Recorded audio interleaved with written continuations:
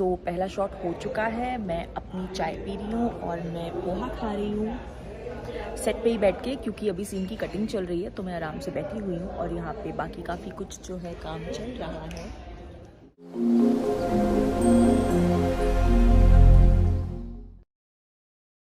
यहाँ बैठी थी और ये है जय, ये बहुत ही क्यूटली मुझसे फोटो खिंचाने आया और उसके बाद इन्होंने बोला कि ये हमारे सारे ब्लॉग्स देखते हैं। तो जय, आप यहाँ पे शूट करने आए हो? Yes ma'am. का किस शो में? मिस आपके से ओ, मेरी शो में? ओके ओके ठीक है। तो ये शूट करने आए हैं और बहुत क्यूटली इन्होंने बोला, तो मैं आप लोगों को भी हमेशा बोलती रहती हूँ थैंक यू इतना प्यार देने के लिए। तो थैंक यू हमारे ब्लॉग्स देखने के लिए।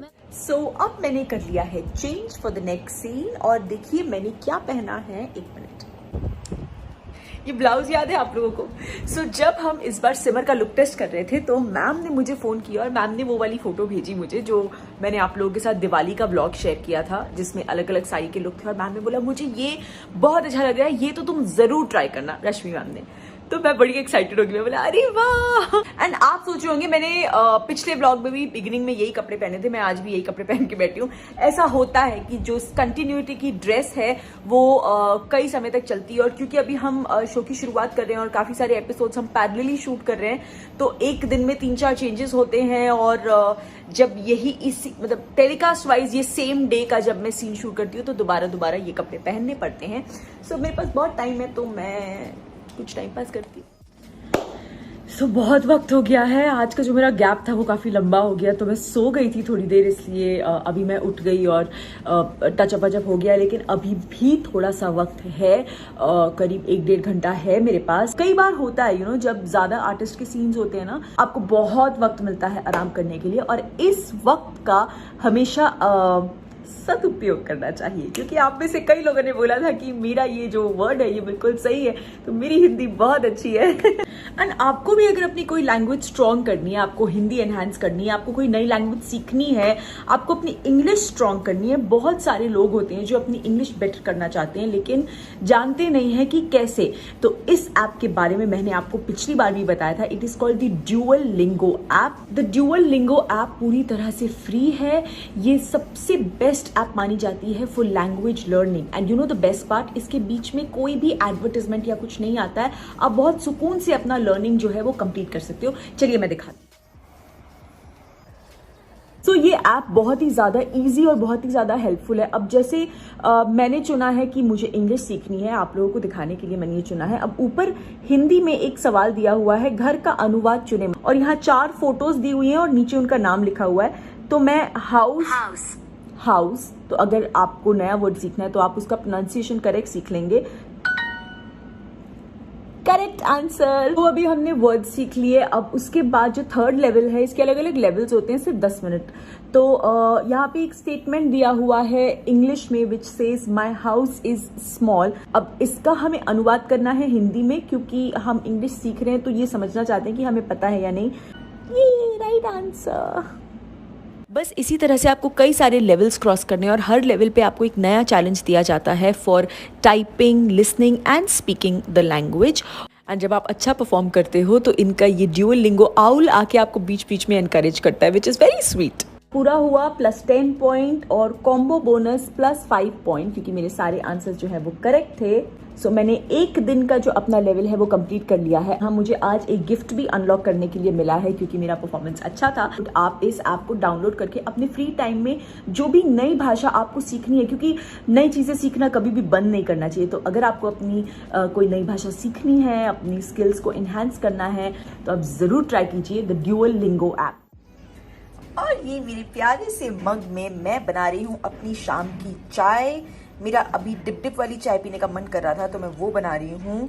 ये पता कैसे बनती है? मतलब जो भी मुंबई में रहते हैं उनको तो मैं रेफरेंस दे सकती हूँ। जैसे हम लोग अगर बांद्रा जाए या अगर बांद्रा रिक्लेमेशन जाए तो वो साइकिल वाले भैया नहीं वो छोटे ग्लास में चाय देते हैं, वैसे एकदम वैसे स्वाद की बनती है ये। तो आज मुझे सीन का गैप था और मैंने टाइम कैसे स्पेंड किया है वो जरा आप जाके देखिए, क्योंकि मुझे जो है, जो इससे पहले आपने ब्लॉग देखा वो मुझे अपलोड करना था और यहाँ पे बिल्कुल नेटवर्क नहीं है कि वीडियो जो है वो अपलोड हो।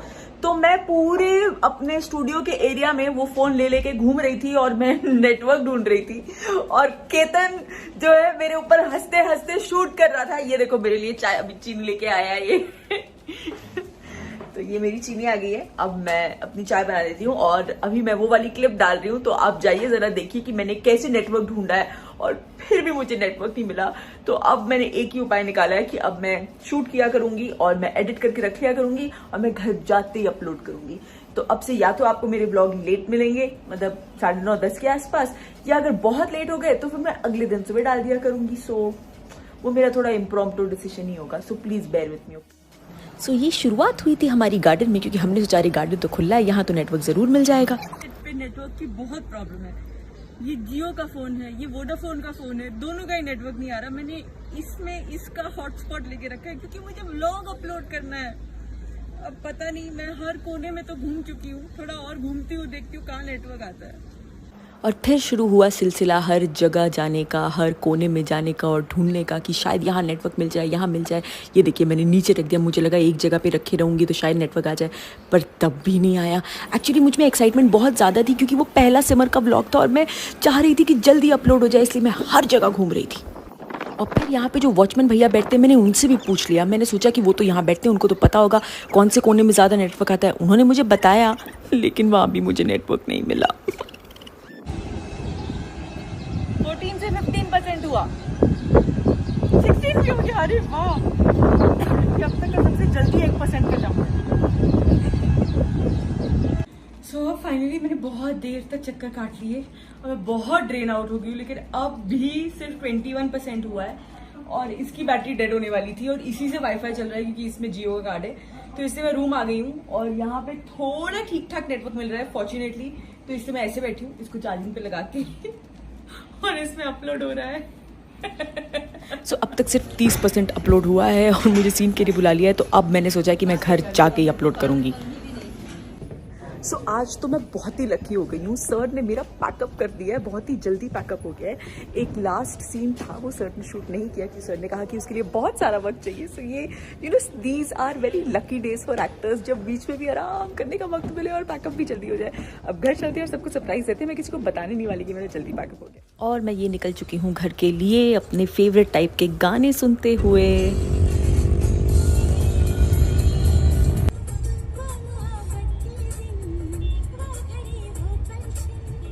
चलिए गेस कीजिए ये कौन सा गाना है, क्योंकि मुझे ये गाना और ये फिल्म दोनों ही बहुत अच्छे लगते हैं। स्पेशली करीना, वो बहुत प्यारी लगी है इस फिल्म में।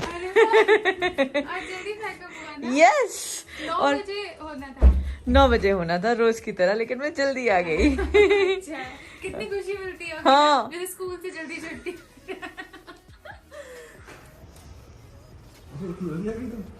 Yes, surprise. मैं तो मैसेज ही कर रहा था। हाँ, तो खोलो तो सही ना। अच्छा वो सही टाइम पे मैं नहाने जाने वाला था, तो मैसेज क्यों जा रहा हूँ नहाने। नहीं तो तब वो पढ़ लेती तो फिर मैं बोल देती ना, अरे मैं आ रही हूँ। सो मैं बैठी हूँ आराम से घर पे। शोएब जो है अपना डिनर विनर करके नीचे जा चुके हैं। आज मेरा वॉक करने का बिल्कुल मन नहीं कर रहा था। आई थिंक एक्चुअली क्योंकि आज पूरा दिन मेरा बहुत लेजी निकल गया ना, मैंने खूब पेट भर के आराम भी कर लिया और मेरा जल्दी भी पैकअप हो गया, तो मैं थोड़े आराम के ही जोन में हूँ। तो मैं अभी जल्दी सोने के प्लान में हूँ। लेकिन उससे पहले मैंने सोचा कि पिछले ब्लॉग में आप सब ने बोला कि आपको वो टुकड़े टुकड़े वाला रिएक्शन देखना है, तो मैंने सोचा मैं कुछ तो लिंक कर दूं कि आपको कुछ तो इंट्रोडक्शन दे दूं। तो अब मैं वही लगाने वाली हूं, तो आप उसे देखिए।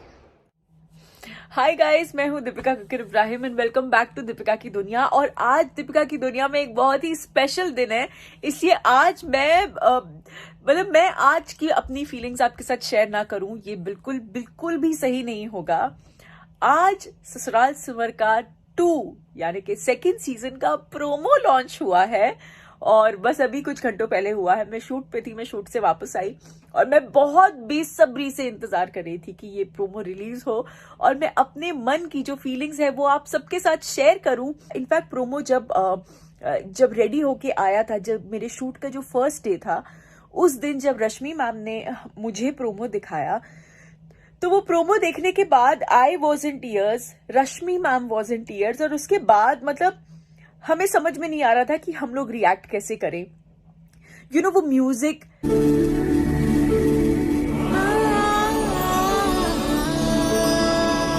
देखिए, बार बार देखिए, क्योंकि वो जो म्यूजिक पीछे प्ले हो रहा है ना, वो सिमर का म्यूजिक है वो। And for me it is somewhere it is my identity, because मुझे अगर किसी किरदार से इस इंडस्ट्री में नाम मिला है, इस इंडस्ट्री में जाना गया है, तो वो किरदार है। और वो जो म्यूजिक है, वो सिमर का जो म्यूजिक है, वो ही उसकी पहचान था।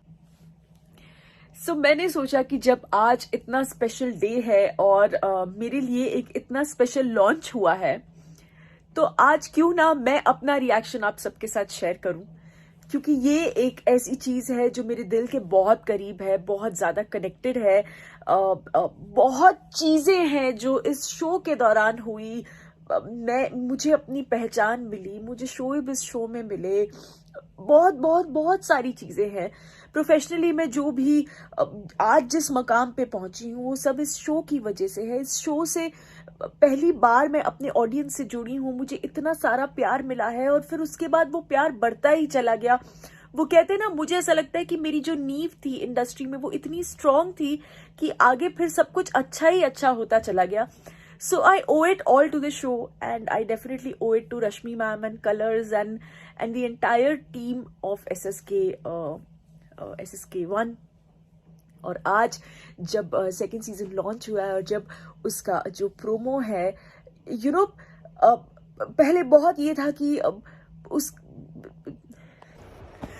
बस इसके आगे ना मैं कुछ बोल पाई, ना मैं कुछ समझ पाई कि मुझे क्या बोलना है, मुझे व्लॉग किस डायरेक्शन में ले जाना है। इसलिए मैं इतना ही शूट कर पाई उस दिन और मैंने छोड़ दिया। और मैंने सोचा कि जाने दो भाई, ये तो ना हो पाएगा हमसे, बिकॉज